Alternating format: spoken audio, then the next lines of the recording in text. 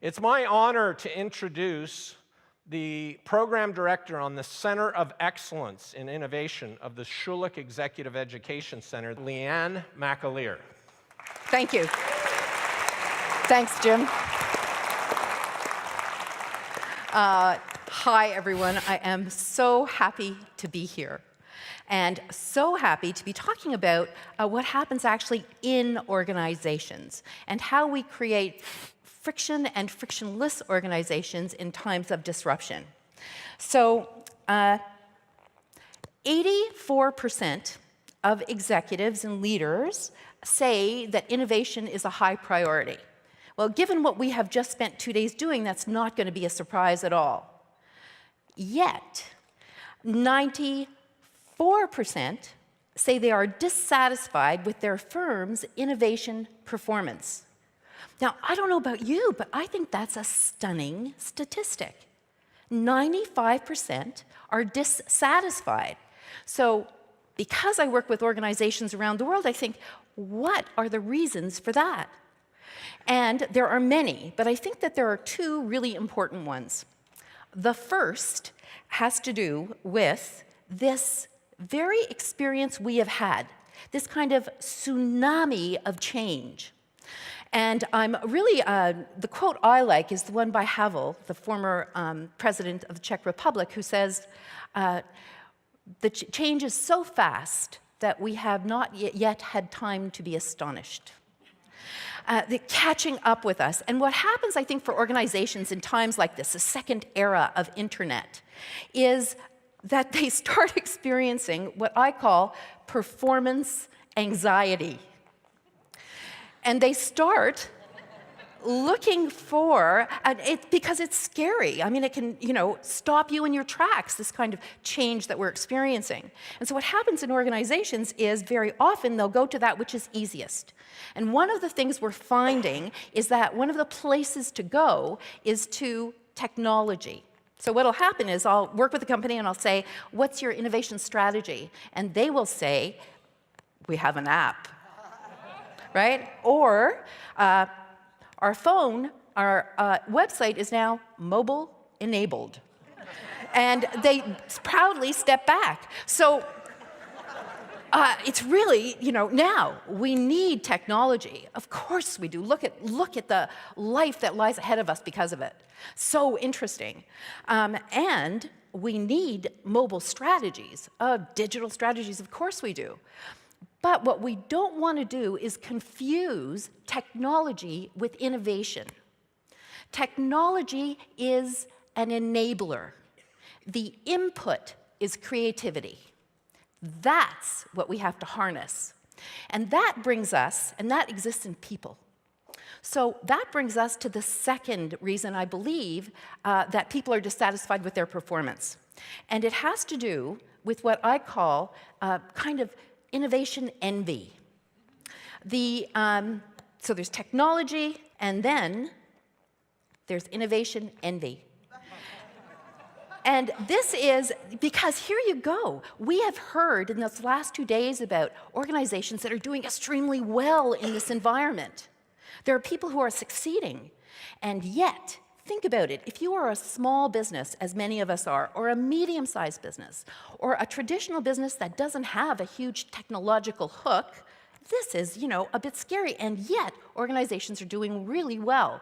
And so you kind of hold back and think, I wonder why we're not doing as well as we might. Now, we have really good information in terms of successful innovators, what they do and how they do it.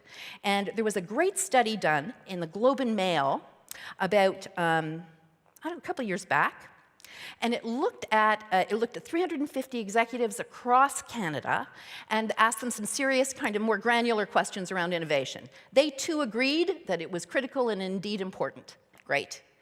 And then everything kind of fell off the table. Do we have a culture that supports it?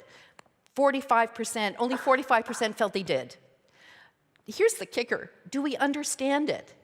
Only 37% of leaders feel that they understand innovation. Only 33% think they're effective at it. and only 22 have any kind of formal process for it. Well, you know, there might be a reason you're dissatisfied.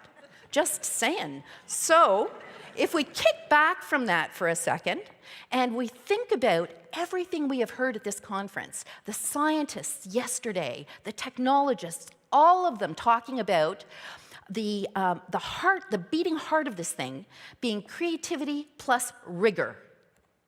Those two things together, multidisciplinary, a mosh pit of people, and extraordinary things can happen. Great.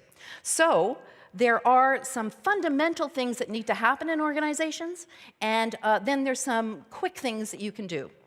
So the first and really most important, the fundamental, which is not going to be a surprise if you're interested in rigor, is you have to, in your organization, embed a process. You have to have an innovation process that your whole organization understands and can engage in. Terrific. Then, and you have to make it simple, easily understood. You can use a 4-step process. You can actually Google a process and then communicate it to your organization and get people involved in it. 4 steps from insight through to implementation. Perfect. Now, why is having a process so important? Here's why.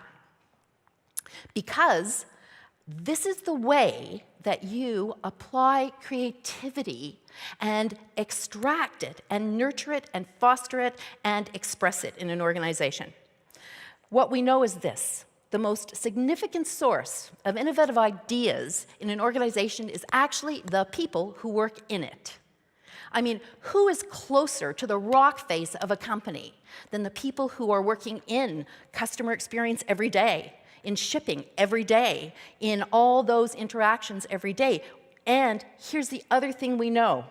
We know that successful innovators are absolutely thinking in terms of disruption. Of course they are. And they're thinking in terms of radical. But this is important. 60 to 70% of successful innovators of their innovation focus and effort is actually spent on incremental innovation. Incremental. Now, small innovations, and this, your biggest asset, the people who are in your company, are deeply involved with every day.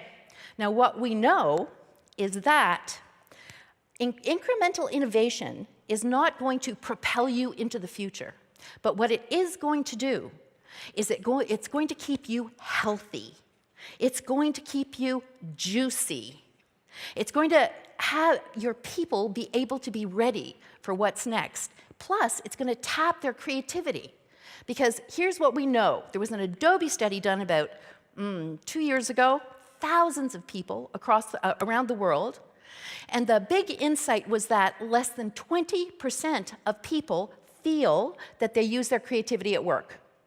Like, that's frightening. What's happening to that creativity? I'll tell you.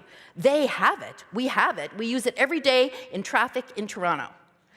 So let's bring it home, baby. You know, so part of our job then is to, and this is the hack, what we have to do is we have to invite our people to play, to use that incredible capacity they have that everyone here has talked about and has. We have to do that.